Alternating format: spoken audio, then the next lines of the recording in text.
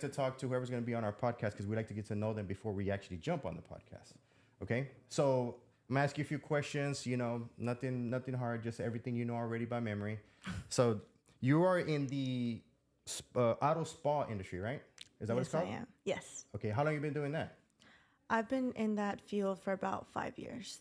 Okay, so let me ask you this: what separates you, or what makes you better than all the other spas out there? Well, one, we are female owned and operated. Okay.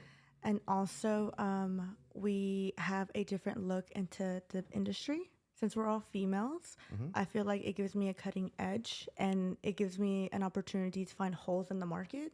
And that's what's led us to the success we have today. Oh, wow. Okay.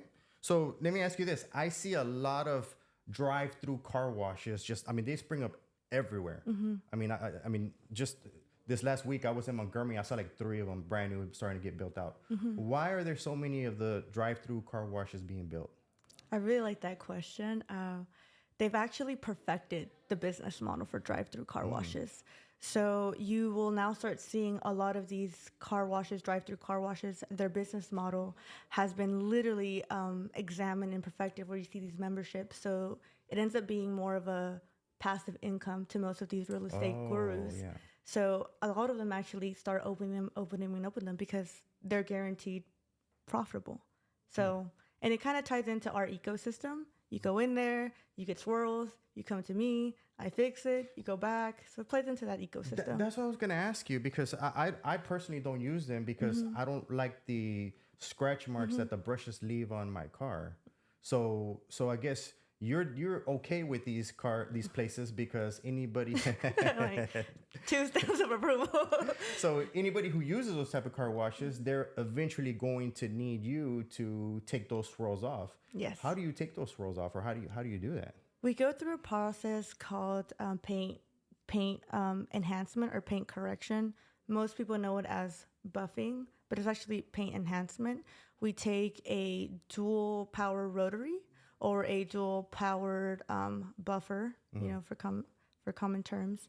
And we go through the vehicle, overpasses. We go through a couple steps of decontamination, go through it, ceramic coat it, and then you have your end results. There's a science to it then. Yes. So what keeps you growing? I mean, what drives you to keep growing in this industry? I mean, what is it, that really attracts you and keeps you growing here? I think it's probably the fact that, one, I do have the time for it. I still don't have kids or anything like that, so I have the time to do it. But also, I feel like, what else would I be doing? Yeah. What else am I going to be doing? Yeah.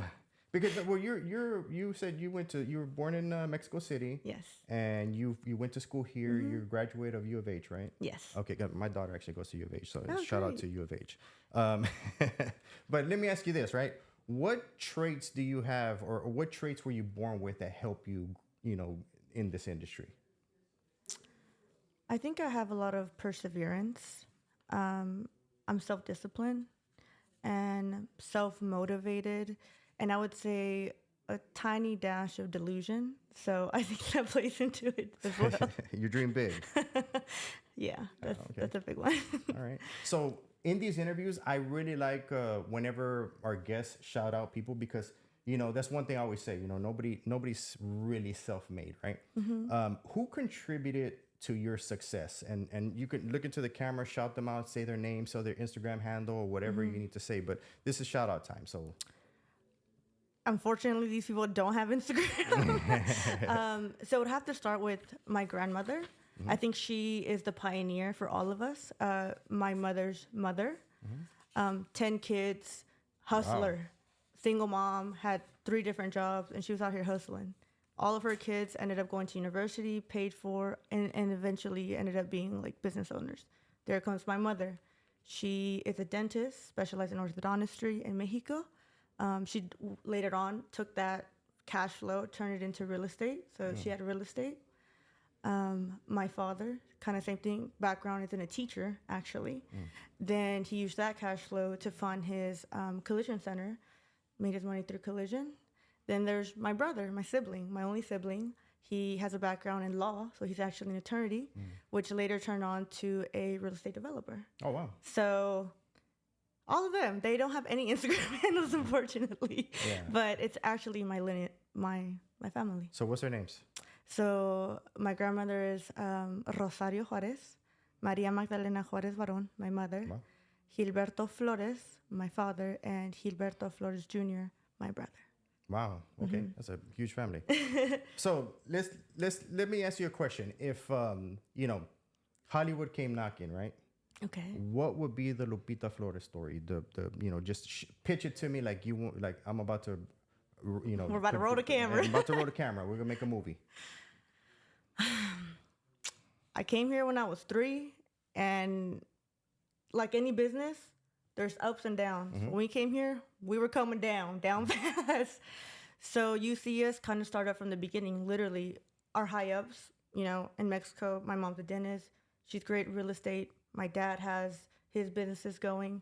They all come crushing down. So we start here from the beginning, from zero, not from the high that we were on. Yeah. So let's make it happen in one generation. Literally in one generation, my parents produced an attorney, real estate developer. In one generation, they turned into me, technically a biologist, and into a business owner. You're a biologist? Yeah, I have a background in biology, chemistry, and business administration. So you use your biology degree to help get them shine on the cars, or I understand the science behind. I understand the science. Chemicals to use? I use ceramic coatings, which really is a polymer. Polymers are just a fancy word for saying a bunch of chains collapse into each other. But you purchase all these things, or you're a mixologist? No, at this point you can purchase them. But I understand the science, which it helps me sell sometimes. Yeah. Why did you decide to start your own company? Why not, follow one of your family members, or why not, do something else in biology maybe, I think it was kind of expected for me to go into a different route. If you look at my family's background, they do have, some type of startership in something, but they always end up doing something else in business. Yeah. So it's kind of more looked in my family like this is like your startup cash flow, save up. And then when you want an idea or you have this drive, just go ahead and take the wheels.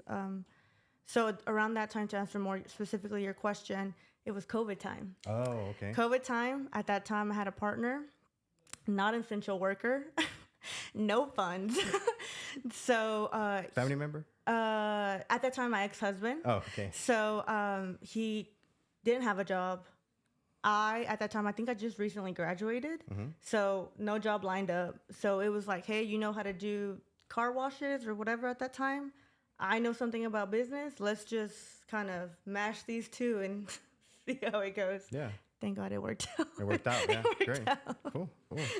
So, if you could model your business after a famous, business mogul, who would that business mogul be?